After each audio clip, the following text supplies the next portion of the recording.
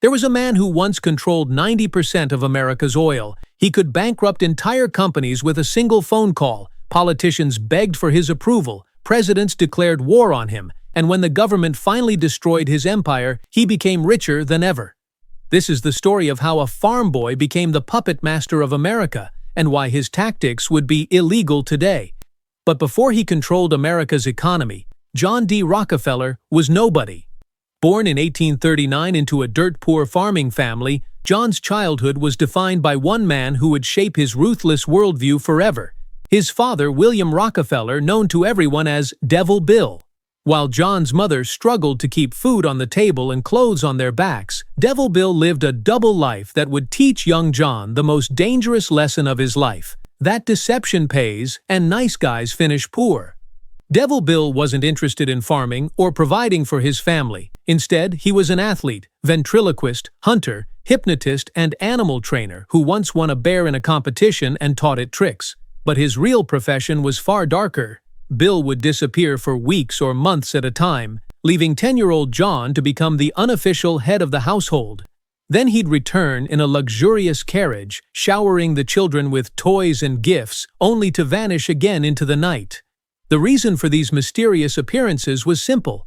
Devil Bill was living a secret life as a con artist, traveling from town to town under the fake name Dr. William Livingston, selling useless herbal remedies to desperate, sick people. This cycle of abandonment and false luxury taught John that survival meant taking control. While other kids played, John worked the farm, managed the family's meager finances, and even started his own small businesses. He once followed a wild turkey into the woods, stole its eggs, raised the hatchlings, and sold them for profit while keeping some to repeat the process. At age 10, John was already thinking like a businessman, contributing real money to keep his family afloat. But Devil Bill's past was about to catch up with them all. When John was 10 years old, his father was accused of sexually assaulting a young woman. Even though nothing was proven, the family faced public disgrace and was forced to pack their bags and find a new home. You'd think this scandal would force Devil Bill to change his ways, but instead, he doubled down on his deception. Using his fake identity of Dr. William Livingston, he married another woman in a different state where no one recognized him, keeping this second wife a complete secret from John's mother. Now, Devil Bill was almost never around, and John took on even more responsibility as the family moved from town to town, always one step ahead of their past. By the time the family settled in Cleveland, Ohio, 16-year-old John faced a crushing decision. He wanted to go to college, but with 4 siblings and a 5th on the way, and his father more absent than ever due to his secret second family, John's mother relied on him to help pay for food, housing, and education. College was impossible. John had to work immediately, so just 2 months before his graduation, he dropped out of school and began looking for a job in Cleveland.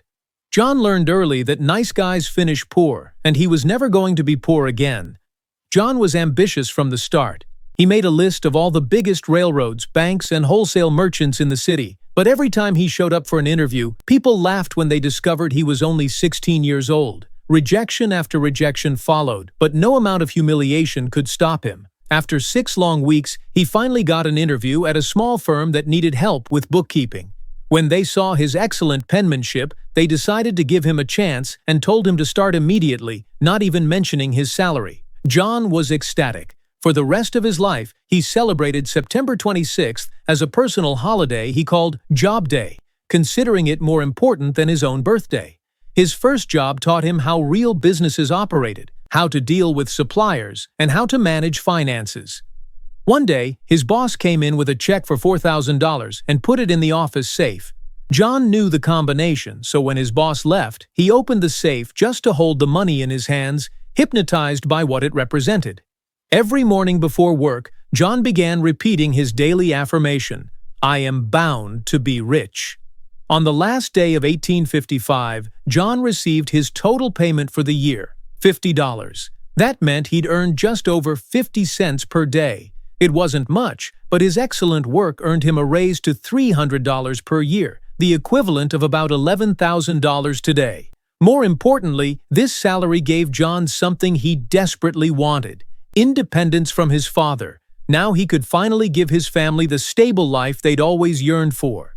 Even at this young age, John personally donated around 10% of his salary to various charitable causes, a habit that would define his entire life. After 2 years of diligent work, a recession slowed business down, and one of the firm's founders quit. All his responsibilities fell to John, who became the company's lead accountant. But John suspected the economic downturn would soon force the firm to close completely. Instead of worrying, John was already planning his biggest move yet. His 2 years of experience had given him enormous confidence, and John D. Rockefeller was ready to start his own company. During his first job, John had become friends with Maurice Clark, a 28-year-old chemist who worked nearby. Even though John was just 18, he developed an excellent reputation as a bookkeeper in Cleveland. When Maurice suggested they partner up to start a produce business, John was ready. After saving some money, they formed Clark and Rockefeller and got to work buying and reselling grain, fish, beans, meat, and other foods. Business was tough at first. John and Maurice were often exhausted from searching for customers, but owning their own company gave them immense pride. Despite being shy and quiet initially, John proved to be a capable salesman. Because he was so mature for his age, everyone called him Mr. Rockefeller. The older men in the industry trusted him easily, and their client list grew rapidly. Their biggest problem was lacking the capital needed to scale and handle even more clients. John and Maurice found a clever solution to this capital problem. If they wanted a $5,000 loan, they would go around Cleveland publicly claiming their firm was looking to invest $10,000, giving the impression they had plenty of cash. This simple psychological trick made banks more willing to lend them money. The extra loans put them in a perfect position when the American Civil War broke out and business exploded. As a devout Baptist, John strongly opposed slavery and wanted the Union to win. However, he was still responsible for feeding his family of 6, and if he stopped working, they'd have no income. So instead of serving in the army himself, John paid $300 for a substitute and even paid to equip several more Union soldiers. The war provided a massive boost to the northern economy, and Cleveland became strategically important for the Union. Local food prices inflated dramatically, so John's produce business quadrupled almost overnight. In 1862, John and Maurice cleared a profit of $17,000, over $500,000 in today's money. Not bad for a 23-year-old, but an opportunity to multiply his wealth even more was about to cross John's desk. Before electricity existed, people lit their homes at night by burning oil in lamps. Usually, this oil came from whale fat, but hunting whales was costly, difficult, and had driven some species near extinction. However, in 1859, someone in Pennsylvania discovered that using a tall wooden structure called an oil derrick, you could extract industrial amounts of crude oil by drilling straight into the ground. Mining crude oil was cheap and easy, profits came quickly, and since so many people got rich from the oil boom, crude oil earned the nickname Black Gold. John was introduced to Samuel Andrews, a young man seeking investors to build a crude oil refinery in Cleveland, just a day's ride from the Pennsylvania oil regions. Andrews had discovered that applying sulfuric acid to crude oil would purify it and turn it into kerosene. When burned, kerosene lasted longer and shined brighter than crude oil. The process was simple, but the secret was closely guarded by the few who had discovered it. Since John and Maurice had plenty of money from their successful produce business, they decided to diversify and loaned Andrews $4,000 to set up his refinery. Initially, they considered this just a side venture, continuing to manage their produce business while letting Andrews handle the refinery alone. Setting up the refinery was remarkably simple, and because kerosene was superior to crude oil, it began selling like crazy. Within just 1 year, the oil refinery had become the most profitable part of their business. John couldn't ignore these numbers anymore. Together, John and Maurice made a bold decision. They abandoned their produce business and went all in on the oil industry.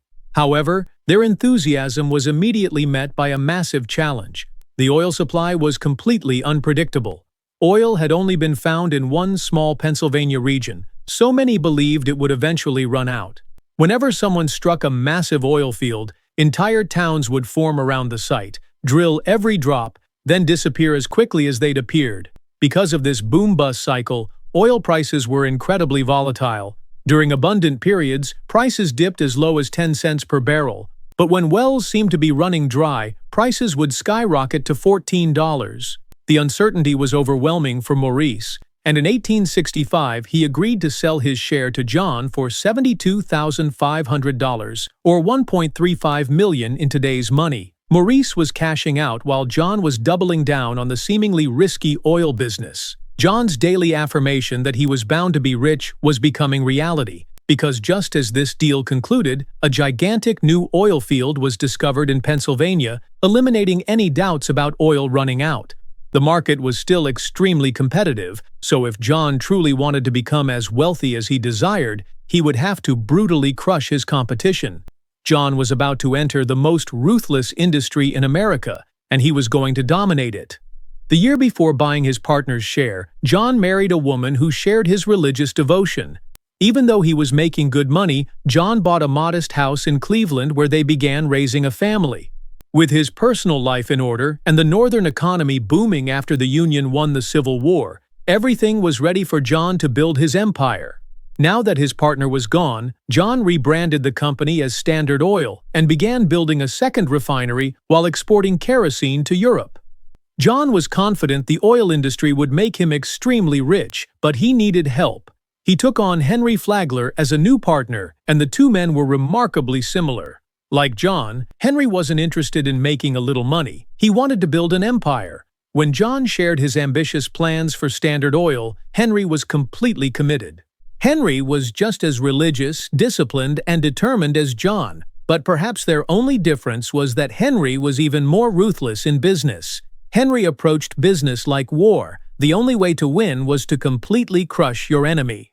John adopted this philosophy wholeheartedly, and together they began scheming to form strategic alliances that would boost Standard Oil's profits while devastating their competitors simultaneously. Competition in oil refining was becoming warlike. Now that others had discovered how simple the refining process really was, Rockefeller's product was no longer unique. New kerosene brands were appearing everywhere, so John and Henry decided to use the transportation system as their weapon. At the time, oil was transported by an extensive railroad network dominated by three companies: the New York Central, the Erie, and the most powerful company in America, the Pennsylvania Railroad. The Pennsylvania Railroad declared that Cleveland would be wiped out as a refining center and pulled out of the city completely. After this announcement, many Cleveland refineries fled the city too. This was a disaster for the New York Central and Erie railroads, who had made significant investments in Cleveland and were now losing customers.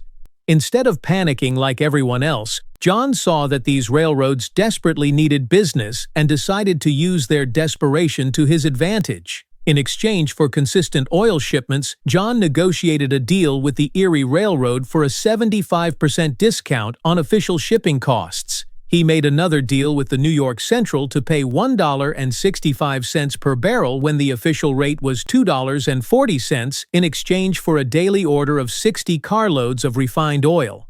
Both railroads were reluctant to accept lower prices, but the guaranteed consistent shipments were irresistible. These deals were kept completely secret from Standard Oil's competitors, who had to pay full price to transport oil on the same trains. Because John knew his transportation costs were lower than all competitors, he could trigger devastating price wars. He would lower his oil prices, forcing competitors to match them to stay competitive. But since competitors were paying more to transport oil, even when charging the same prices, John made more profit. He knew his competitors couldn't survive, so he kept slashing prices until some went bankrupt.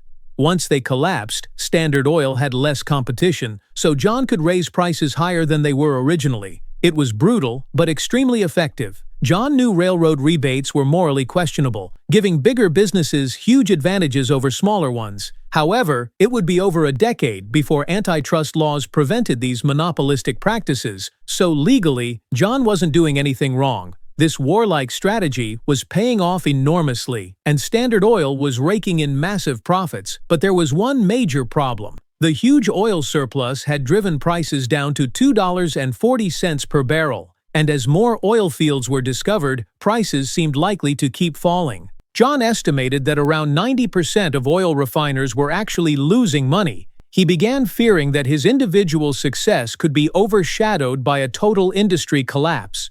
John was convinced that if they faced a system-wide problem, they needed a system-wide solution. His solution would be organizing an even more dominant monopoly than had ever existed before. The birth of the octopus was about to begin.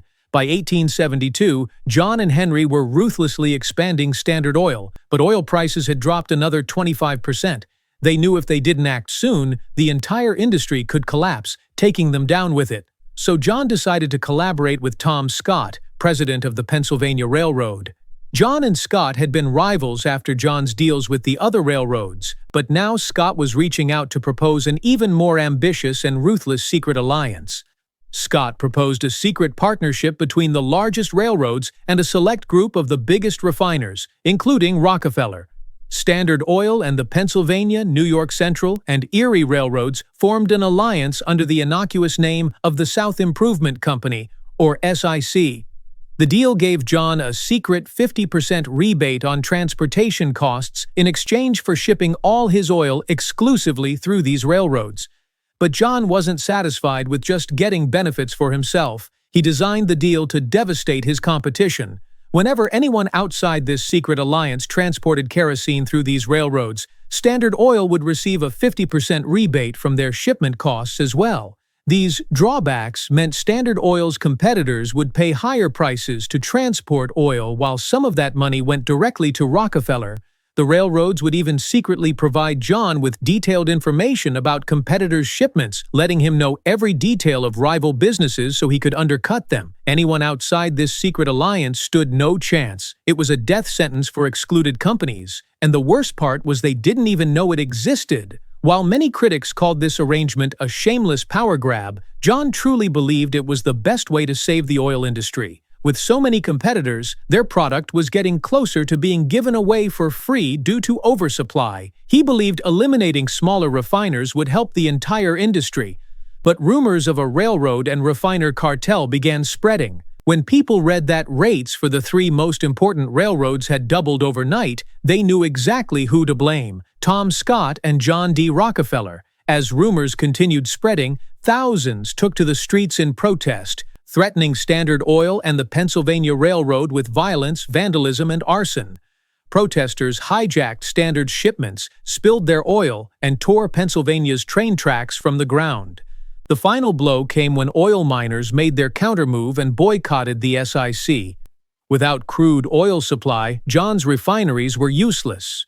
2 months after formation, the SIC was disbanded. It was a humiliating event that brought tremendous negative attention to John, but he wasn't fazed. He simply decided that if he couldn't control the oil industry through shady backroom deals, he would do it in public and conquer by force.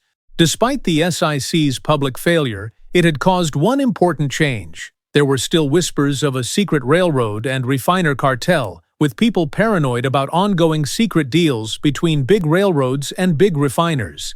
Even though no such deals existed, rumors spread everywhere. Oil refiners feared that if Standard Oil still had secret railroad arrangements, they would get crushed. John decided to leverage this threat to his advantage. In 6 weeks, now known as the Cleveland Massacre, John intimidated 22 of the 26 oil refining companies in Cleveland into selling for fractions of their actual worth. Even though the SIC hadn't proceeded, the fear it created pressured many refiners into panic selling to John. Since many refiners were losing money anyway, John would show them Standard's finances to prove how well his company was doing and demonstrate he could outlast them all. For most refiners, the choice between fighting a losing battle and cashing out was obvious. Whenever anyone sold out, John gave them 2 options: sign a contract prohibiting them from ever rejoining the industry, or join Standard Oil. Since most competitors chose to join Standard, John acquired the brightest minds in the industry. All those entrepreneurs who'd been running independent companies were now brought under the Standard Oil umbrella. When new refineries came under Standard's ownership, they were outfitted with the latest technology, drastically cutting costs. By mid-1873, John controlled an empire with efficient refineries that could ship over 1 million barrels of kerosene annually. He now monopolized Cleveland's refineries, but his empire was about to face its greatest test: On September 18, 1873, a day historians call Black Thursday, bank failures plunged the U.S. economy into a six-year recession. For the first time, oil prices dropped not from oversupply but from complete lack of demand. Standard operated only 2 of their 6 main Cleveland refineries. A year after Black Thursday, oil traded for as little as 48 cents per barrel, less than the cost of equal amounts of water. Everyone from miners to railroads to refiners dreaded seemingly inevitable bankruptcy. Thanks to Standard Oil's careful financial management, excellent bank credit, and modernized refineries, John was one of the only refiners still clearing profits. As always, John regarded every crisis as an opportunity. He smelled blood in the water. John already dominated Cleveland, one of the main refining centers, but he knew the bleak economic conditions were nationwide. Refiners in Pittsburgh, Philadelphia, and New York were struggling badly, so John decided this was precisely the right time to acquire as many as possible. John initiated a nationwide buyout campaign, and whenever anyone was reluctant to sell, he resorted to indirect pressure tactics. He would buy all available refining machinery and barrels so competitors couldn't make or package oil. If they somehow managed to produce oil, he would reserve every railroad for months so they couldn't ship it anywhere. Another brutal tactic was pressuring railroads to raise prices for other refiners high enough to cause bankruptcy. Since he had detailed records of competitors' shipments, he waited for them to approach ruin, then offered to save their businesses by buying them for pennies. Eventually, everyone Standard Oil wanted to acquire was either absorbed into the growing giant or crushed under its pressure. By the time the economy recovered, Standard controlled over half of Pittsburgh's refining capacity, the largest Philadelphia refineries, and secured dominant positions in New York. To exert even more industry control, John built a pipeline network that brought crude oil into refineries and pumped refined oil to major cities. These pipelines meant Standard relied less on railroads for transportation, further reducing costs. With pipelines covering the eastern United States like tentacles, Standard Oil earned its appropriate nickname, the Octopus. Despite still being in his 30s, John D. Rockefeller was now the undisputed king of oil refining and one of America's wealthiest men. However, too many people had become victims of Standard Oil's predatory practices. The largest newspaper in America called the company the most cruel, impudent, pitiless, and grasping monopoly that ever fastened upon a country. John's enemy list was growing dangerously long, and war was coming. For railroad companies, the oil industry was tremendous business as miners needed transportation from wells to refineries, and refiners needed access to big cities. However, when Standard Oil began laying vast pipeline networks across America's eastern shore, railroads faced the reality that one of their most important customers was making them obsolete. Tom Scott, owner of the Pennsylvania Railroad, decided to lay his own pipelines, but he also started building oil refineries, putting him in direct competition with John. John interpreted this as a declaration of war and decided to launch an all-out attack against America's most powerful company. First, John canceled all business with the Pennsylvania Railroad, redirecting that oil to other railroads. Then he lowered Standard Oil kerosene prices, forcing competitors to match them, reducing their profit margins and decreasing shipment orders on the Pennsylvania Railroad. Finally, John convinced the New York Central and Erie railroads to drastically lower shipping fees for everyone, ensuring the Pennsylvania Railroad lost even more business. These strategies worked devastatingly well. To compete, the Pennsylvania Railroad literally had to pay refiners to transport oil for them. Scott laid off hundreds of employees and reduced remaining salaries by 20%. But John's attack didn't just affect the Pennsylvania Railroad. Another major railroad, the B&O, made similar layoffs and wage cuts, and John's assault inadvertently caused one of the most violent labor strikes in American history. Dozens died in the chaos, and in Pittsburgh alone, the Pennsylvania Railroad lost 500 freight cars, 120 locomotives, and 27 buildings after protesters torched them. Even John became concerned by the unfolding violence. Before long, the Pennsylvania Railroad, once thought invincible, had lost the battle against Standard Oil, and Tom Scott was ready to surrender. Scott was desperate, and John's partner Henry, who viewed business as war, saw this as an opportunity to crush him completely. But John had a better idea and moved to coordinate a massive deal with the railroads. John agreed to help the Pennsylvania Railroad survive by guaranteeing 47% of Standard's traffic to them. The New York Central, Erie, and B&O got the rest.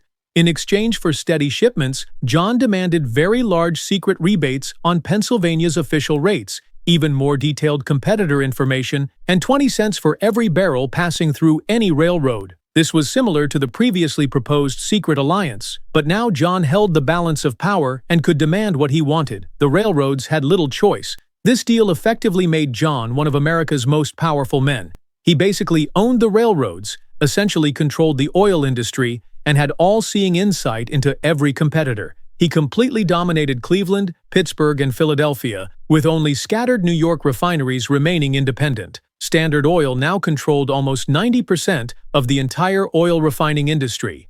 As for Tom Scott, even though John had technically struck a deal with his company, the Pennsylvania Railroad never regained its footing, and Scott never recovered from his humiliating defeat. Just 1 year later, Scott suffered a stroke and died shortly after. Interestingly, many years earlier, Tom Scott had mentored young Andrew Carnegie, who was to steal what John was to oil. Carnegie blamed his beloved mentor's death on John, and thus a rivalry was born between Carnegie and Rockefeller, the king of oil versus the king of steel. In the midst of all this, John was becoming quite a notorious public figure. The fight with the Pennsylvania Railroad, his rivalry with Carnegie, and his tremendous wealth and power had transformed him from a mysterious Cleveland oilman into one of America's most controversial newspaper figures. Yet for all his wealth, fame, and power, John didn't indulge in the extravagant lifestyle of his peers. When he moved to New York, John spent free time playing with his children instead of seeking company from wealthy bankers or celebrities, and he rarely bought expensive clothes or luxuries. Silently managing his army from their New York office, John was enriched by his 90% oil refining dominance. It seemed he could sit back and enjoy his success, but actually, the opposite was true. Even though he'd achieved total dominance, the industry was changing rapidly. A few years earlier, Thomas Edison had patented a light bulb that gave powerful white light for 100 hours, and he was pushing to light the country with electricity instead of oil. Then, in 1885, a huge crude oil deposit was found in northern Ohio. These events made many Standard Oil executives panic, fearing a massive oil surplus that would return the industry to 10-cent per barrel days. While his company panicked, John remained calm. By now, he was a master at turning chaotic situations into opportunities, and this was exactly the crisis he'd been waiting for. John was about to transform Standard Oil from a horizontal monopoly into something far more terrifying, a vertical empire that would control every aspect of the oil industry from ground to gas tank. Up until this point, Standard Oil had focused only on refining oil. John had pursued horizontal integration, taking over other refining companies that did the same thing he did. But John knew Ohio's oil discovery would change the industry, and he wanted to ensure his company profited from these new fields. This was the excuse he needed to begin radical vertical integration plans, where Standard Oil would be involved in every supply chain step. John essentially wanted to eliminate any middlemen and control the entire oil industry himself, from wells to refineries to transportation, storage, and distribution. He doubled down on every business aspect, turning Standard into its own supplier, transporter, producer, and retailer. Standard Oil's existing operation provided the strong industrial infrastructure base needed to keep making money, while John figured out how to profit from Ohio's new fields. He began buying land in the area, building hundreds of derricks to drill for oil, and laying new pipelines for transportation. However, it quickly became clear that Ohio's oil had one glaring problem. Even after refining, it had such a terrible smell that people called it skunk oil. Nobody wanted to buy it, and it traded for as low as 15 cents per barrel. Almost everyone else gave up trying to sell skunk oil immediately, but John hired a team of chemists to study it. Within a year, they'd found a way to remove the sulfur causing the terrible smell. Standard was now the only company selling this new, cheaper oil form, giving John a massive head start when oil began breaking out in immense quantities in Oklahoma, Texas, Kansas, and California a few years later. It was now evident that America was sitting on an ocean of petroleum, and the company best positioned to take complete advantage was Standard Oil. It was also around this time that automobiles began replacing horse and carriage, and luckily for John, refining crude oil produces one key waste product: gasoline. With wealthy consumers being introduced to automobiles, Standard found reason to transform a typically discarded material into an immediate profit source. This meant that even when the United States was thrust into an economic depression in 1893 and 600 banks closed their doors, John was once again prospering amid the worst economic conditions. With John's fortune growing larger than ever, he took more of a back seat in Standard Oil's daily operations and began thinking about investing elsewhere. For a man as capable in business as John, you'd expect he'd be a decent investor, but if you looked at John's personal investments at the time, you'd find most were deep in the red. John knew that to keep the generational wealth he'd acquired, he needed to get his investments in order, so he hired Baptist minister Frederick Gates to help him. It's impossible to know what John was thinking when he hired a former priest to administer his fortune, but years later, when asked who the greatest businessman he ever met was, he pointed to Frederick. Frederick helped grow John's fortune much larger with strategic investments. Around this time, John's son, John Jr., graduated from university, and John thought it would be good for Jr. to learn from Frederick. Frederick taught Jr. how to invest and negotiate, and before long, the two had turned John's laughable portfolio into a wealth multiplication machine. John told them to start making huge investments in other industries like buying railroad companies, which would prove handy later, but the most critical investment was a long strip of land in Minnesota known as the Mesabi Mountain Range. This territory contained a 120-mile-long vein of the highest quality iron ore found to date, potentially North America's largest. Iron is the main ingredient needed to produce steel, so when Andrew Carnegie, the steel king, heard this news, he feared John was planning to compete in the steel business. In fact, John had been planning this for a long time. Up until now, Rockefeller and Carnegie's rivalry had really only been about who was wealthier, but now they were in open battle in Carnegie's territory. John was no longer content dominating the oil industry. He was coming after steel. John told Frederick and Jr. to commence mining operations in the Mesabi Range, and they undercut Carnegie by selling high-quality ore to his competitors at dirt-cheap prices. As they built up their mining operation, rumors spread that John was planning to further infiltrate Carnegie's niche and build a huge steel mill. On Carnegie's side, he had a few decades head start in the steel industry, giving him considerable leverage over John. But he also had two big problems. First, John had an iron source that was more plentiful and higher quality than Carnegie's. Second, Carnegie had assumed iron would always be cheap and easy to find, so he hadn't invested in iron mines during recent years. His blind faith had been proven wrong, and now his supply of the most important mineral was running out. Hoping to save his business, Carnegie approached John, Frederick, and Jr. to make a deal. When negotiations concluded, they'd reached an agreement. Carnegie would buy a minimum of 600,000 tons of ore from John's mine annually and transport all of it, plus an additional 600,000 tons from his own mine, exclusively through John's railroads. In exchange, Carnegie would get a secret rebate from John for supplying his railroad with so much business. It was the exact same sort of mutually beneficial secret agreement John was used to making with railroad companies for oil transportation, except now he was giving Carnegie a secret rebate.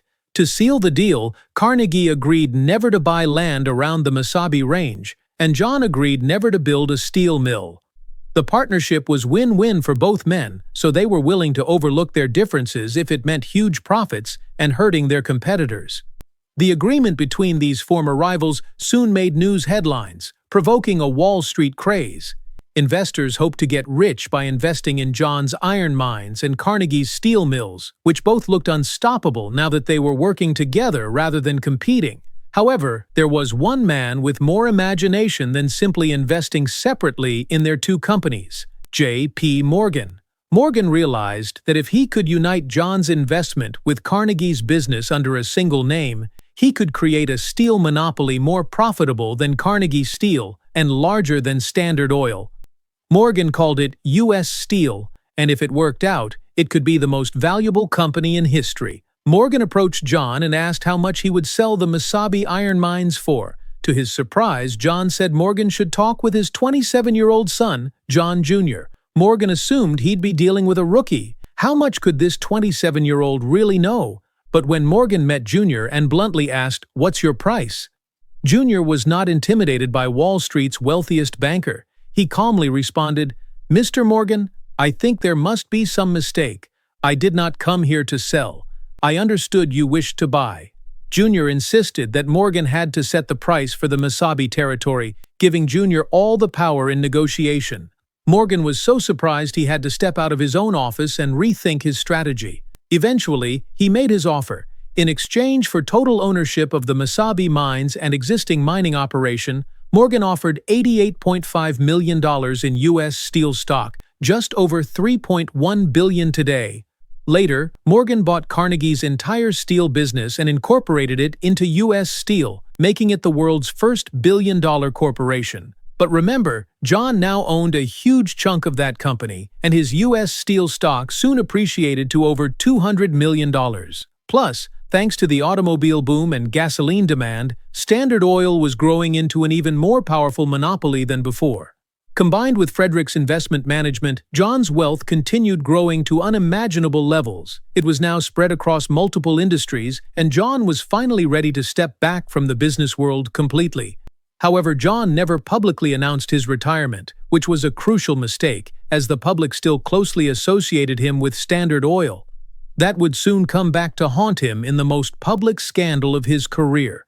Even though retired, John still owned around 30% of Standard Oil's stock, and because of the auto industry's tremendous growth, he was actually getting wealthier in retirement than when working. However, because of their brutal business practices, Standard now had such a negative public image that President Theodore Roosevelt saw it as the perfect target to fight against in his rise to power. This wasn't Roosevelt's first attempt. Previously, he'd passed a bill punishing railroad rebates, but it wasn't enough to excite the public, and his first presidential term was ending. Roosevelt detected that public opinion of John and Standard Oil was turning from mere dislike to passionate hatred, largely thanks to journalist Ida Tarbell. Tarbell's father was one of the oil refiners bankrupted by John's ruthless tactics long ago. Her father's business partner even took his own life after their wealth was destroyed by John. Now Tarbell was publishing monthly articles telling an in-depth story about the company and man who had bankrupted her father and made her childhood miserable. As you'd expect, she didn't have many nice things to say. Tarbell managed to break through John's wall of secrecy, so Standard Oil's dark history was now in full view, with John as its protagonist. His backroom railroad deals, intimidation tactics, the politicians they'd bribed, everything was fully revealed, and the American public devoured the story. The series even exposed John's father's history of scams, his sexual abuse accusation, and they eventually discovered his second marriage, taking a heavy emotional toll on John and his family. Needless to say, John never responded to anything Tarbell wrote, so his public image was contaminated as she publicly condemned him. His silence only angered the public further, so in a few years John went from one of the most private and mysterious American elite members to the national embodiment of corruption and greed. Now the public was dying to see John and Standard Oil pay for their crimes. As President Roosevelt approached his first presidential term's end, he saw an opportunity to use public sentiment to his advantage by making Standard Oil his enemy in his presidential campaign. Roosevelt promised to take down the monopolies, and when he won re-election, it was time to make good on that promise and wage war on Rockefeller's empire. He launched a full-fledged investigation into Standard Oil, and now the anti-monopoly laws that corrupt politicians always ignored got used to their full potential. Roosevelt announced that the government would prosecute Standard with the full force of the United States government in a historic all-out attack. Standard was charged with monopolizing the oil industry, predatory pricing, negotiating railroad rebates, corporate espionage, and secret ownership of competitors. Apart from fighting 21 lawsuits in individual states, the federal government hit Standard with the largest lawsuit in history up to that point. There were over 1,000 exhibits, 444 testifying witnesses, and over 12,000 pages of damning evidence that Standard Oil was, indeed, a monopoly. The lawsuit was so vast that it continued years beyond Roosevelt's presidency, but his ambition to defeat Standard Oil would eventually be satisfied. The evidence that Standard was a full-fledged monopoly came when their profits were examined. Because they controlled 87% of oil refining in America, 100% in some places, Standard was taking full advantage of their monopoly status and overpricing their kerosene to make outrageous profits. Now, of course, you'd think breaking up an empire of Standard Oil's scale would be a losing situation for John. Many of his enemies like Ida Tarbell and President Roosevelt certainly thought this event was cause for celebration. But what they didn't expect was that the dissolution of Standard Oil would be the most profitable event in John's career. From the outside, it might have looked like Standard had been ruined by dissolution, but actually it was a pretty convenient time for the company to be broken up as important changes were happening in the industry as a whole. As more oil fields were found in places like Texas and California, independent refiners were starting to find their footing in new markets faster than Standard could absorb them. The Middle East and Russia were now looking like their first worthy international competitors, and the year before the verdict, gasoline had surpassed kerosene sales, so the entire industry focus was changing. Because John still owned around a quarter of Standard Oil when it was broken up into 34 different companies, he got his share of stock in all of them. After they were open to public trading, investors nearly tripled the value of his shares, so John became even richer. By the end of 1911, the same year Standard Oil was dissolved, John was getting close to becoming the world's first billionaire. Andrew Carnegie was now left far behind in the fight for the title of world's richest man. But now that John had achieved such unimaginable wealth, just one question remained. What was he going to do with all that money? John was the wealthiest man in the world, and now that he was retired and his old company had been dissolved, he decided to dedicate the rest of his life to philanthropy.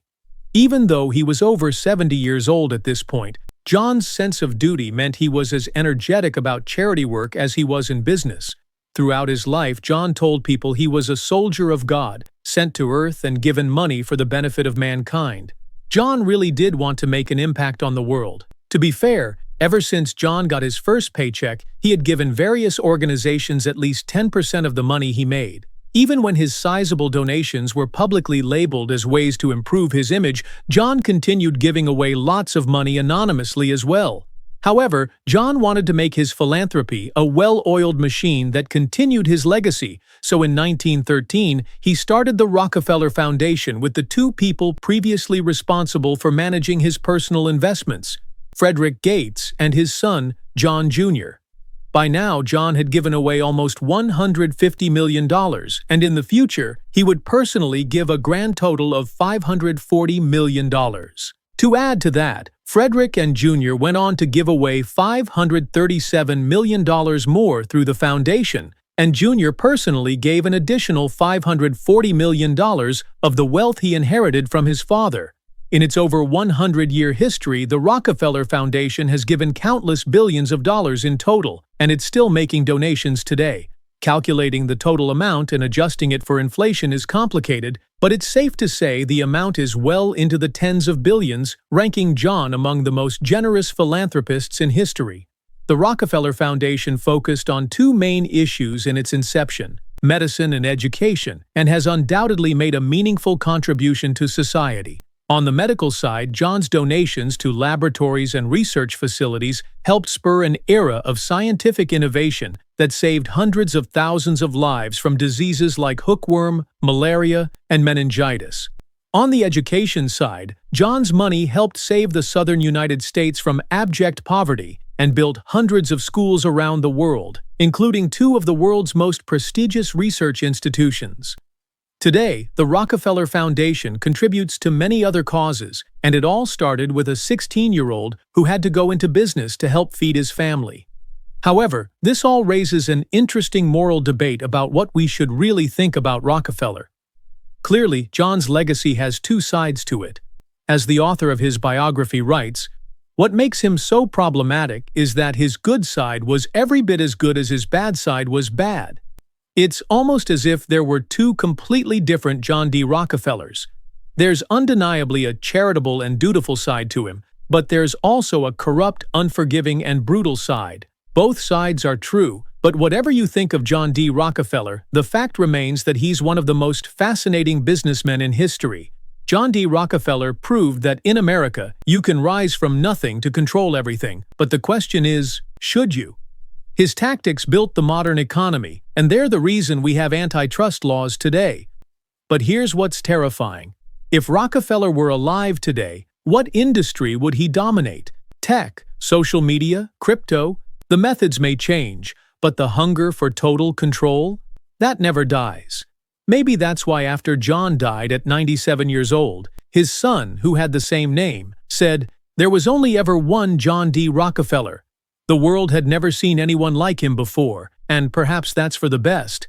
Because when ambition meets genius meets absolute ruthlessness, you don't just get a businessman, you get a force of nature that reshapes entire civilizations. And the most chilling part? Everything he did was perfectly legal at the time. John D. Rockefeller didn't break the system, he became the system. He didn't just play the game, he rewrote the rules. And by the time anyone realized what was happening, it was already too late. He had won everything. If Rockefeller's story taught us anything, it's that information is power, and the right knowledge can build empires. So here's your choice. You can scroll past this video and stay where you are, or you can hit that subscribe button and join an army of empire builders who refuse to think small. Because legends don't just consume content, they study it, share it, and act on it. Hit like if you're ready to think like a titan, drop a comment telling me which business mogul we should expose next, and subscribe because your future empire is waiting. The question is, are you ready to build it?